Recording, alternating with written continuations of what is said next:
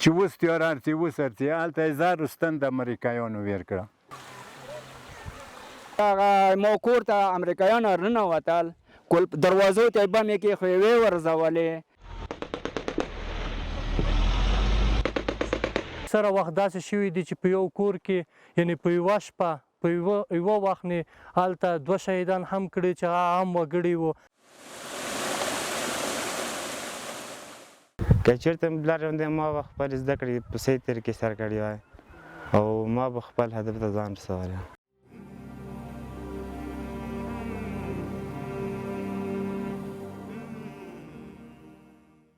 پکتیا د غرونو، دنګو چنارونو، غیرت، سرښندنو او قربانیو سیمه.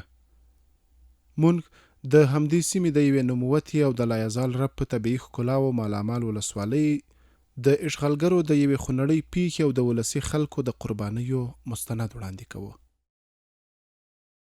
دا ځاځي اریوب دی.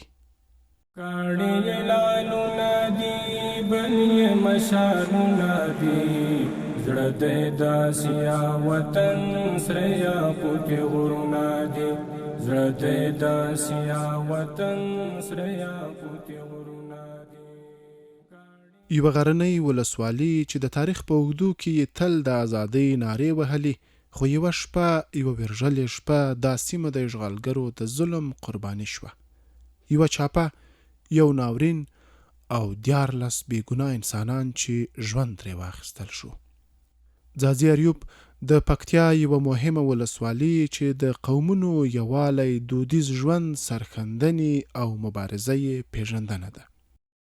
د شپې 12 بجې وې، کله چې د خلکو په کورونو د خوب څپه خوره وه، خو ناڅاپه د چورلکو غږ، د عامو خلکو چیغې، نارې او د یرغلګرو ډزې د ځاځي اریوب پر اسمان ویر خپور کړ. په دې چاپه کې د ناټو او امریکایي یرغلګرو لخوا پرته له کوم تفکیک د شپې مهال برید وشو. ښځې، ماشومان او سپینږیري ټول له خپلو کورونو وایستل شول او 14 کسان بېګناه شهیدان کړای شول. یرغلګرو کورونه ونړول، کتابونه او قرآنونه یې تر پښو لاندې کړل، عام وګړي یې ربړول او شهیدانول. دا ټول د یرغلګرو د ظلم او وحشت هغه داستان دی چې زمون خلکو هره شپه تکرارا تجربه کاوه. خو نړۍ یې پر وړاندې چوپه خوله پاتې وه.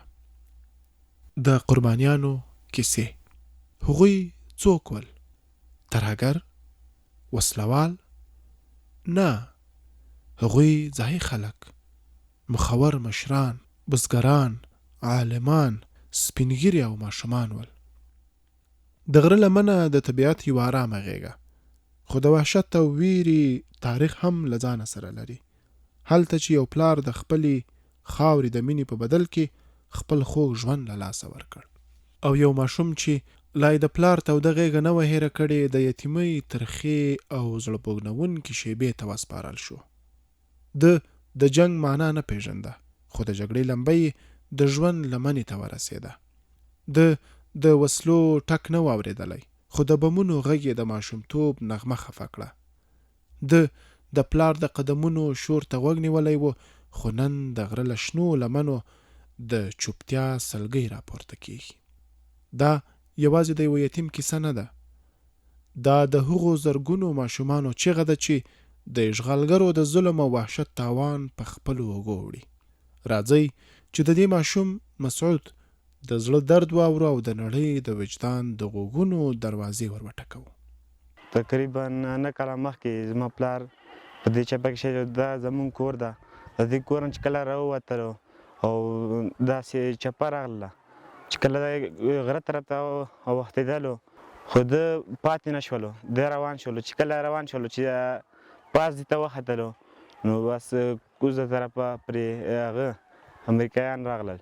چې کله امریکایان کوزه طرف راغلل، پاس خپله په تیاره پرې ګرځېدله، خو په دې وخت کې دا یې پاس غره طرف ته ختلو، کوشش کولو چې پورته وخیږي.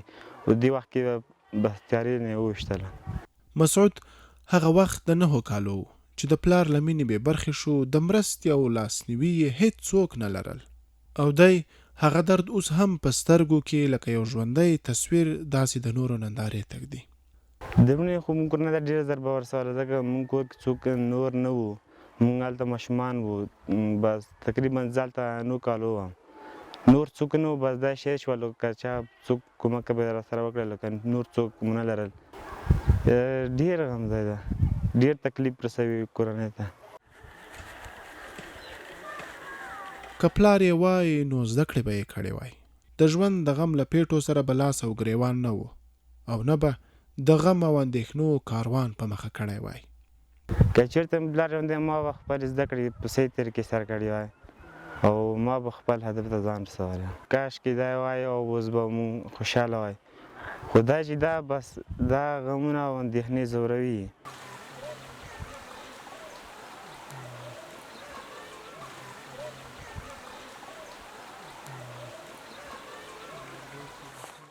د پیښې په ځای کې مو یو بل ماشوم پیدا کړ چې په معصومه څهره کې یې یوه دنیا غمونو څرک واهه. دغه ماشوم دومره کوچنی و چې د پلار د شهادت کیسه یې په ذهن کې نه ده ثبت شوې، خو د خلکو لخوا د هغه د پلار د خاطرو او یادونو البوم اړول هغه ډېر دردوي. زه ډېر وړوکی یم چې پلار مې شهید شوی، د امریکایانو شهید کړی ده او ډېر مخکې شهید شوی. زه وړوکی یم، نوره کیسې ماته نه دي یادې. خلک چې کیسې کوي ورته ډېر تکلیف ضرر رسوي. پلار شهید کو خلک وایي، زموږ ترونه وایي شپې 2 بجې وې چې ټپه راغله شهید کړو. مدرسه وایم، مدرسې کې 9:30 بجې لاړ شم، 11 بجې راشم. جمنور کاکا ته د چاپې شپه تر قیامت کمه نه وه. ځوان زوی یې د اشغالګرو د مرمیو نښه وګرځېد. د زخمی ځوان ساه لنډېده، سترګې یې نیمې پرانستې وې او په یوه لاس یې د پلار لاس داسې ټینګ نیولی و لکه د ژوندي پاتې کېدو وروستۍ هیله یې چې کوله. دې سپینږیري فریاد کاوه، خو د ځاځي اریوب خاموش کلی او اسمان د داسې فریادونو اورېدو لپاره خاموش و، ځکه چې هر سړی د ځان په ویر اخته و. سپین سرې مور خپل زخمی زوی د مرګ په خوله کې نه شوی لیدی. ورو ورو بام ته پورته شوه تر څو د اشغالګرو وضعیت معلوم کړي، که هغوی تللي وي چې زخمی زوی یې روغتون ته ورسوي. خو لا د بام پر سر پښه نه وه ایښې چې اشغالګرو یې د زړه چیغه خاموشه کړه. یو بل غلی هدف، یو بل درد او یو بل ویر. د جمنور کاکا پر کور د ویر ټغر غوړېدلی و. د زوی زخمی وجود د یوې مور وینې پر بام او د پلار معصومې ساندې چې د خلکو زړونه یاره کول، خو ځمکه لا هم چوپه وه. یوی موزوایب که شهید شو صاحبه رحمت الله نمیدو دا چې کور نه رووتلو په دا چاپه چې راغلې وه پوشلی خسای ته نه خلاص واخیستې چې لاړو هغه چې دا پیاده چې و دلته ویشتو دلته کړتوستونه وته کلمې بیا کور ته راغو. کور ته چې راغو کور کې پازواب و ډېر. بیا د مور ته وویل چې دغه وریارونه وو د وریارو ته غږ وکړه چې مو کلینیک ته یوسي چمړې ته. هغه چې بوم ته وخته د مورې مو کاډه وه، بوم ته چې وخته بم یې ورخطا کړه هغه ولګېده یوه چېره دلته ولګېده وه دلته د مورې هغه مرکوزه کړه دواړه شلل. امریکایانو لسونه په بې کړل چې تو هغه کړی ده جهاد یې کړی ده تو لسونه بیسي عادي دادي. ما ورته وویل چې دا خښتې پرې کولې جهاد هغه نه دي کړي وسلې مسلې نه دي خورولې چې نه. یرغلګرو د جمنور زوی په زخمی حالت کې په یوه کمبله کې وپیچه او په تذکره کې پورته کړ چې بګرام ته یې وړي، خو د سپین جومات تر څنګ یې د زهرو پیچکاري ور ولګوله او همالته یې په شهادت ورسوله. مور یې څو میاشتې وروسته له سختو ټپونو په روغتون کې ساه ورکړه. تیارار سی خو زه یې تیر بوسلو هغه روی بوسلو په کمبالي کې د لیارې ته چې کو ویل چې د کمبالي کې نه وړه کېږي کاټ روکه کاټ یې مو ویر کو کاټ کې واچولو دا پورې سپین جماعت یې پورې کو چې اوس تیارار سی اوس ارسي هلته یې زار ستن د امریکایانو ویر کړه پوه شلی زار ستن یې ویر کړه بس نه ګرم هغه ته لاړو بګرام ته نه چېرته بس مالته پور پرې کو سیبیل کې مو تنار پورې کو کاډه مې ولګېده کاډه مو پروژلې وه مو کلینیک ته یوړه پوه شلی هغه وه میاشندۍ وه بیا پېښور ته مو یوړه کور ته پورته خو مذهبي سیاست را پرېښود هلته دوې چارې لګېدل یا وه پوه شلې نو دا 14 نفرو کې یو موضوع یوه کاډه دا ولګېده دا خو ننک 2 زمن ولګېدل پوه شلې کور کې 2 ننګیان دي ولګېدی په هغه چپه کې زموږ کلي سره ډېر ظلم وشو ډېر ستم وشو هغه وخت کې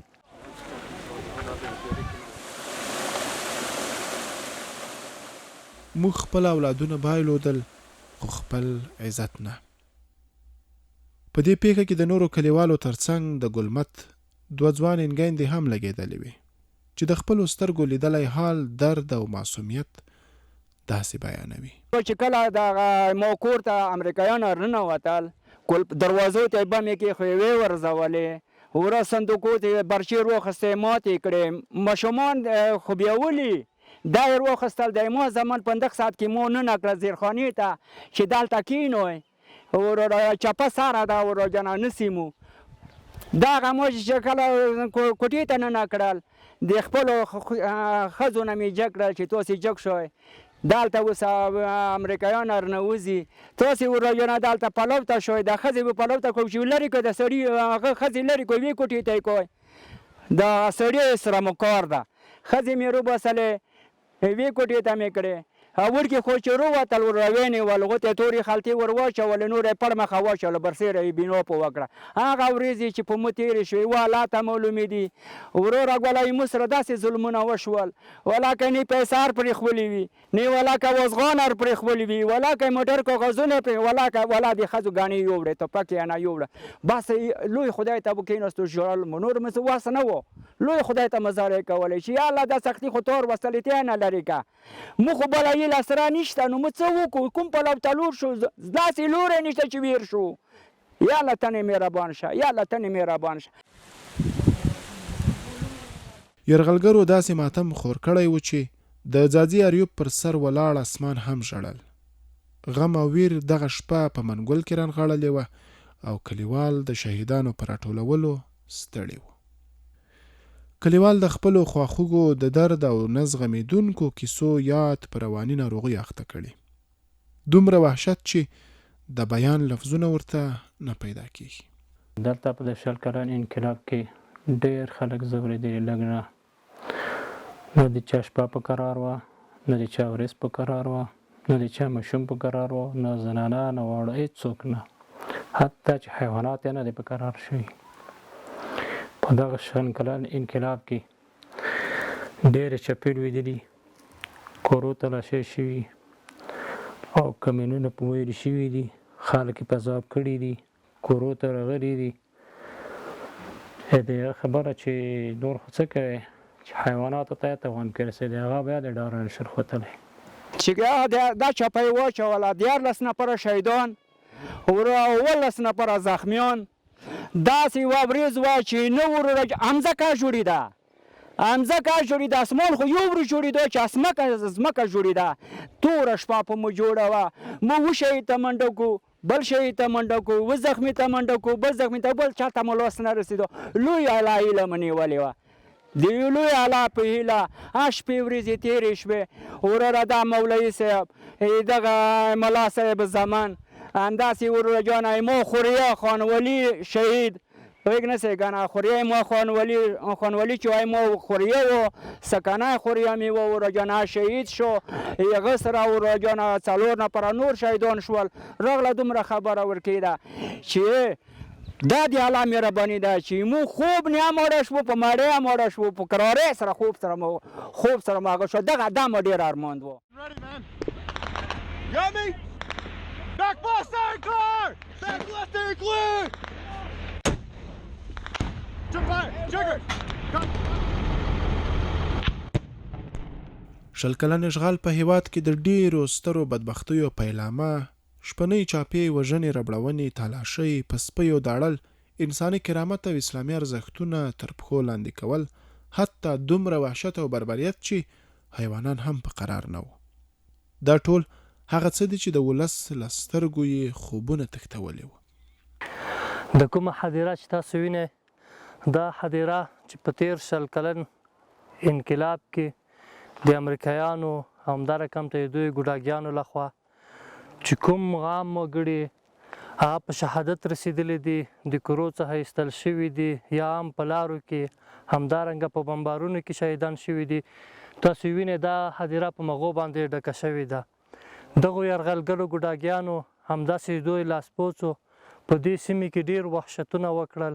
یعنې د شپې په هر وخت په هره صحنه یعنې په هر حالاتو کې دوی د شپې لخوا په مختلفو وختونو کې دوی چاپې اچولې دي، عام وګړي په شهادت رسولي دي، د عام وګړو سره یې ډېر ظلمونه کړي دي. د هغو له جملې څخه ځینې به دومره درته ووایم چې بعضې کسان یې په سپیو باندې وخوړل او د بامونو نه یې راخطا کول. عام وګړي به دوی د شپې چې کله چپه واچوله دوی به د کورو څخه راوایستل، همدا رقم ته یې ځانه به یې مخته کړل، په د کلي کې به یې ګرځول خپل او دوی چې کوم پیټې وو او دوی چې کوم مسلحې وي هغه به دوی ته د عام وګړو ته ورکړه، دوی به ګرځول په د کلي کې. نو اکثره وخت داسې شوي دي چې په یو کور کې یعنې په یوه شپه په یوه وخت نه هلته 2 شهیدان هم کړي چې هغه عام وګړي وو.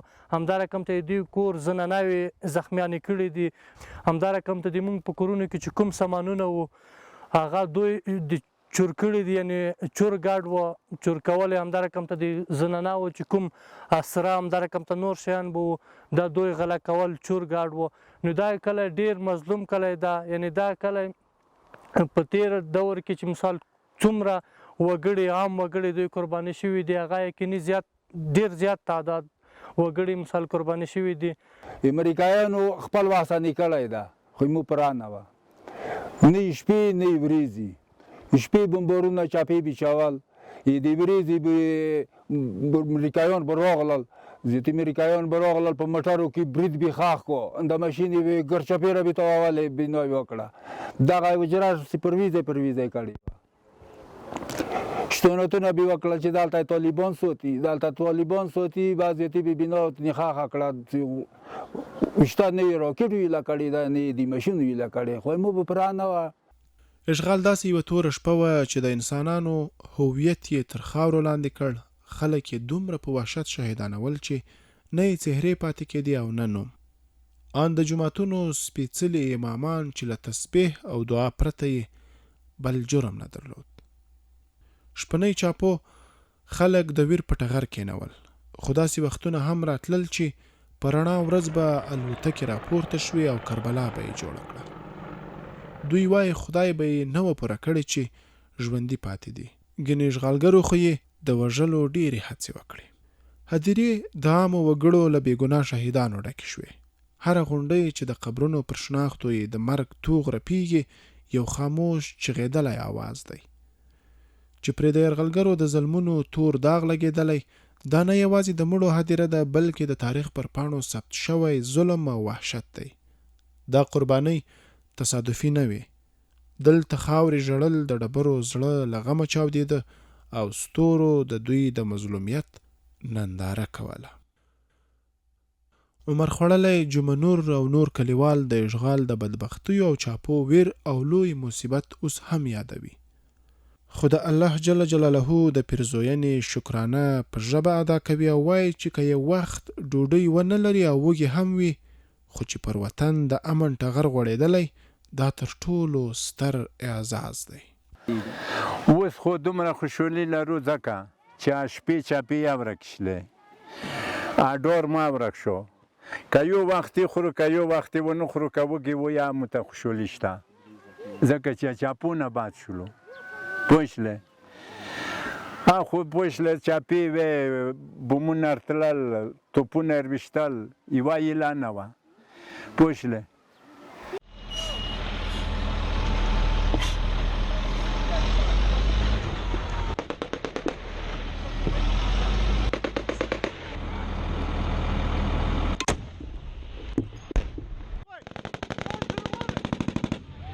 دغې پیښې د ځاځي اریوب د ولس زړونه زخمي کړل، خو غرور یې مات نه شو. هغوی د شهیدانو جنازې له ژړا او غیرت سره پورته کړې او نړۍ ته یې د یرغلګرو د ظلم، وحشت او بربریت ژوندی تصویر وړاندې کړ. مجاهدینو دا ټولې پیښې په خپلو سترګو لیدې، هر څه ته یې ځغلنده نظر اړاوه، خو پر خپل میړني ولس یې د یرغلګرو د ظلم او وحشت دا طوفاني څپه نشوه زغملی. د صبر او زغم کاسه یې ډکېده او بالاخره د اشغالګرو پر وړاندې په یوې سترې مبارزې جدوجهد لاس پورې کړ، تر هغې چې د اشغال ټغر ټول شو او اسلامي امارت د هیواد د خپلواکۍ او حریت سپین توغ بیا راپاند کړ. اکثره وخت اشغالګرو داسې چپه نشوه ویلی، چپه به دوی په هغه کمزوري ځای باندې چپه ویله چې هغلته به په هغې صحنې کې مجاهدین نه وو، نو د عامو خلکو سره به ډېر سخت ظلمونه کول او ډېر سخت وحشتونه به کول. خلک به په سپیو باندې دړل او ملکي خلکو به د کورونو دروازې ماتولې او خلک به په کورونو کې دننه ویل ټکول، او بیا به چې کله د هغې چپې صحنې سره مجاهدین په نږدې ساحې کې وو، نو به د عوام خلک به دوی بیا د ځان د دفاع په خاطر د ځان سره جمع کړل، د ځان نه به مخته شاته روان کړي وو. هغونې به په واورو کې بهر که په ژمي کې به چپه وه، شپې به په تېرولې او سخت وحشتونه به په کول. نهار وږي به شپه اورې چې د چاپې به څومره صحنه وه هغلته خلک کېنولي وو، خو ډېر قسمه ظلمونه یې د خلکو سره کول.